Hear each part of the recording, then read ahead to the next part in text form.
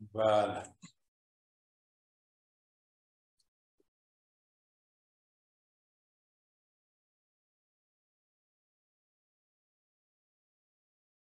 Alors,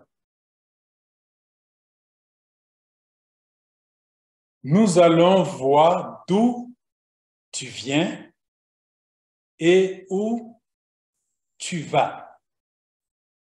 Parce qu'il y a deux endroits où tu peux aller. Il y a un seul endroit d'où tu es venu, mais il y a deux endroits où toi et moi, on peut aller. D'où tu viens, c'est Dieu qui t'a fait venir. Maintenant, là où tu vas aller, c'est toi qui dois choisir. Alors, cette réunion que nous faisons, ça va te permettre de choisir. Et puisqu'il y a deux choix, cette réunion va t'aider à pouvoir faire le bon choix.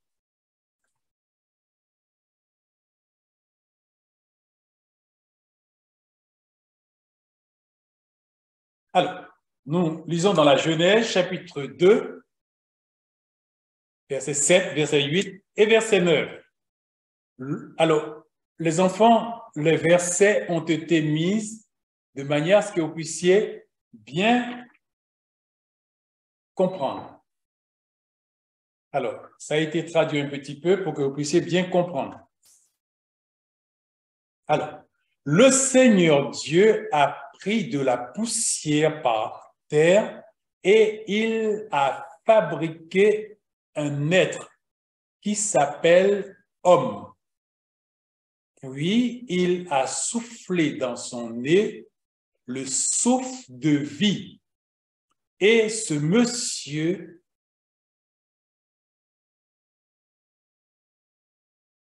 est devenu une personne vivante. Alors, il y a deux fois une personne, c'est une petite erreur. Et ce monsieur est devenu une personne vivante.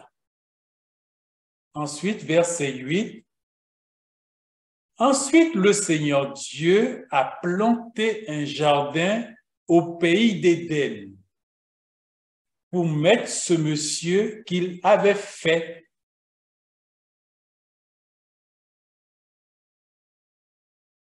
Il a fait pousser de la terre toutes sortes d'arbres très jolis, avec des fruits très bons. Il a mis au milieu du jardin l'arbre qui donne la vie et l'arbre qui nous fait connaître ce qui est bon et ce qui est mauvais. Voilà d'où tu viens, voilà d'où je viens. C'est Dieu qui nous a créés. Et quand il nous a créés, il nous a donné tout ce qui est bon pour nous. Il a fait tout ce qui est bon pour nous. Il a voulu que nous soyons heureux. Il a voulu que nous puissions avoir la joie. Il a voulu que nous puissions avoir la paix. Il a voulu que nous soyons en sécurité. Voilà ce qu'il a fait pour l'homme. Pourquoi? C'est parce qu'il aime l'homme beaucoup, beaucoup, beaucoup.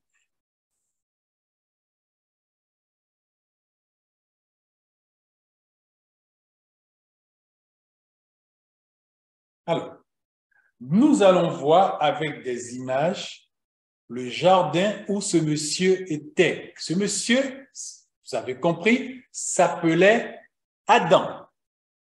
Après, Dieu a créé sa compagne qui s'appelait Ève.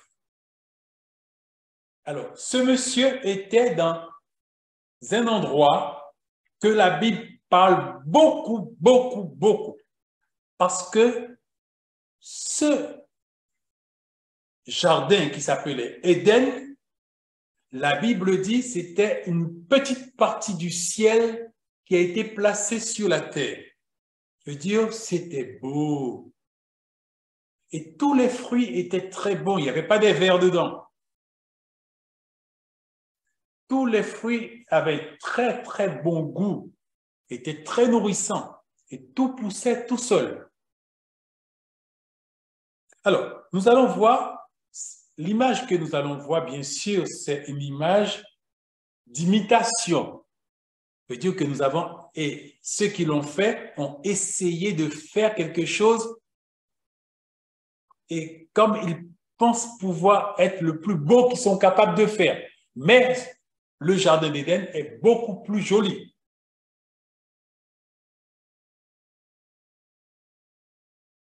Voilà. Là, nous avons des images qui nous montrent un petit peu comment le jardin était, comment Éden était. Il y avait toutes sortes d'animaux, il y avait des fleurs, il y avait des ruisseaux, il y avait des lacs, il y avait tout. Et il y avait des arbres avec des fruits. Et si vous regardez bien, à l'époque, vous avez le lion qui est là, je monte avec la souris, et le petit agneau était couché près du lion. Vous savez pourquoi, les enfants? C'est parce que le lion mangeait de l'herbe et le petit agneau mangeait de l'herbe. Ça veut dire qu'il n'y avait que la paix. Et cet après-midi, je vous parle de l'évangile, le message que Jésus a pour votre cœur, afin que si vous l'acceptez, que vous puissiez retourner dans ce jardin que nous avons perdu.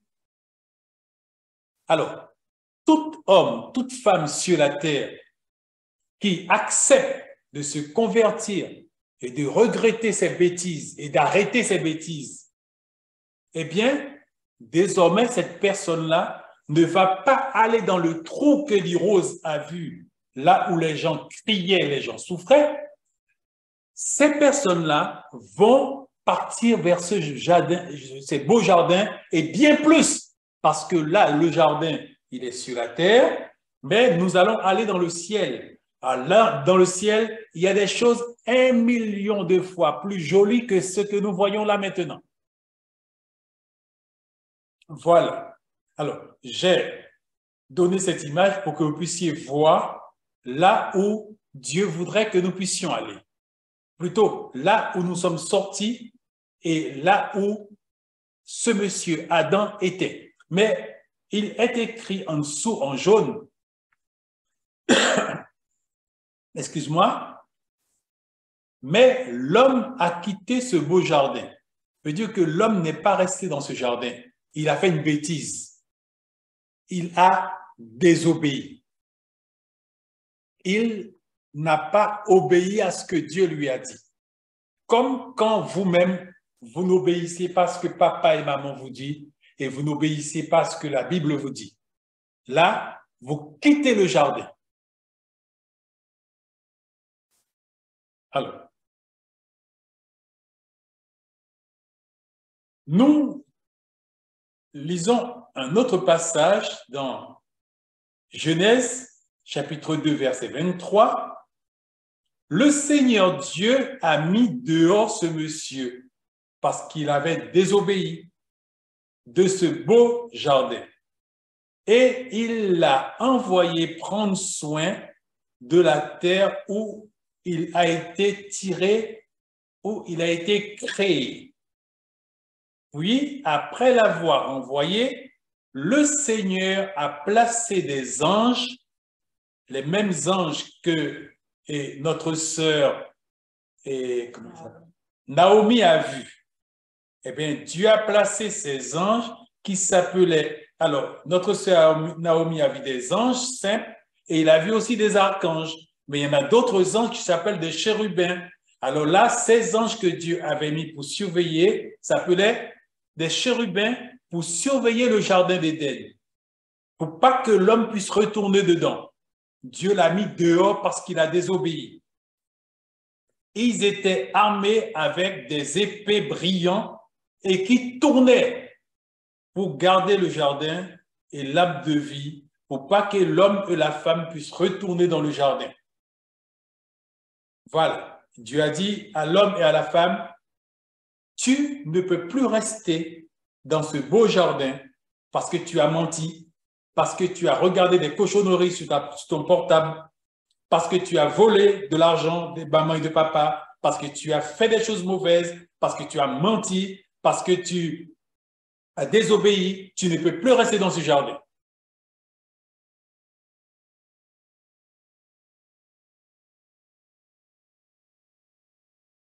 Voilà les enfants, en image maintenant, comment la chose se propose.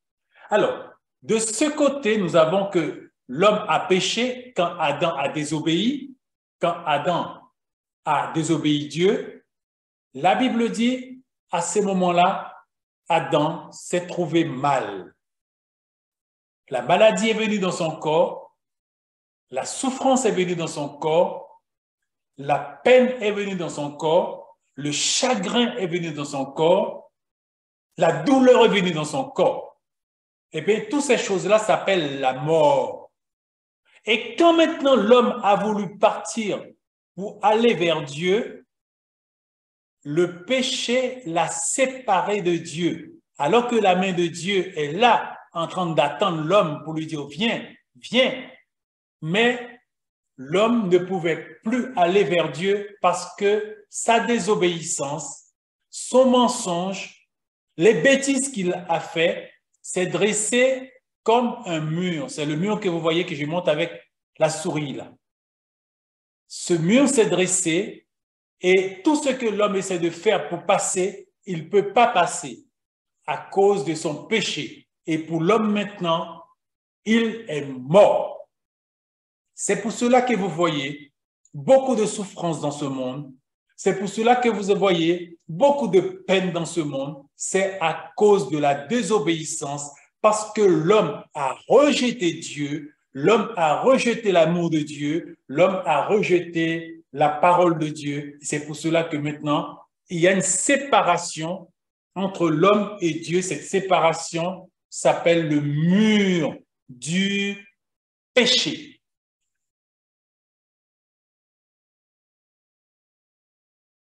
Voilà. Alors, vous savez que Dieu aime l'homme beaucoup, beaucoup, beaucoup. Alors, Dieu n'a pas voulu que l'homme puisse rester dans cette situation. Alors, qu'est-ce qu'il a fait? Il a parlé avec son fils dans le ciel. Il lui a dit, Jésus, tu sais que l'homme est tombé et maintenant il souffre, il a la maladie, il a la douleur, il a la peine dans son corps et maintenant il ne peut plus venir vers moi. Et il a parlé avec Jésus. Il a dit, Jésus, est-ce que tu veux aller prendre la place de l'homme et payer le prix pour lui? Jésus qui aimait l'homme a dit, oui, je vais le faire. Et c'est ce que nous voyons là maintenant, alors que l'homme ne pouvait pas passer, la croix s'est mise maintenant dans le trou que Élie Rose a vu et l'homme a pu marcher sur la croix pour aller rejoindre Dieu. Quand l'homme a dit, je reconnais Seigneur, j'ai menti, j'ai volé, j'ai fait ce qui est mal, maintenant je te demande pardon, je me repens et je veux me convertir. Touche mon cœur. La croix s'est mise dans le trou et là maintenant, l'homme a pu passer, marcher et il a pu aller vers Dieu. Voilà, maintenant, la solution a été donnée. Alors, maintenant, vous allez voir un petit peu, les enfants, ce que Élie Rose n'a pas vu dans le trou. Je vais vous montrer qu'est-ce qu'il y avait dans le trou. Voilà ce qu'il y avait dans le trou. Voilà. Regardez bien. Voilà ce qu'il y avait dans le trou qu'Élie Rose n'a pas vu. Mais Élie Rose a entendu les personnes crier. Les personnes qui criaient parce qu'ils étaient là, à l'intérieur de ça. C'est un grand lac. Au lieu qu'il y ait de l'eau dedans, c'est le feu qu'il y a dedans. Et toutes ces personnes-là était dedans.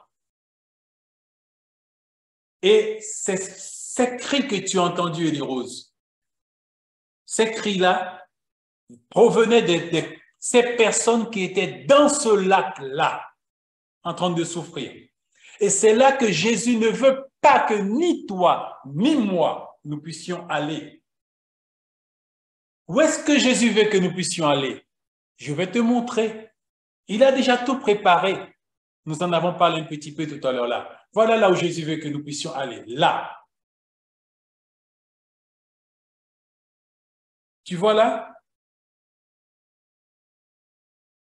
Dans le ciel. Comme la petite, j'oublie son nom, Naomi, elle a vu qu'il y avait un ange qui venait prendre chaque personne. Eh bien, l'ange, quand il va prendre chaque personne, l'ange va partir là avec nous. On va rentrer là et on va partir à la maison avec Jésus. C'est là qu'on va se trouver avec lui. Alors, voilà le message que Jésus a pour vous. Il veut que maintenant, vous puissiez arrêter toutes les bêtises, tous les mensonges, tout ce que vous faites, que vous savez maintenant que ce n'est pas bon. Et que vous puissiez prendre la décision d'aller maintenant vers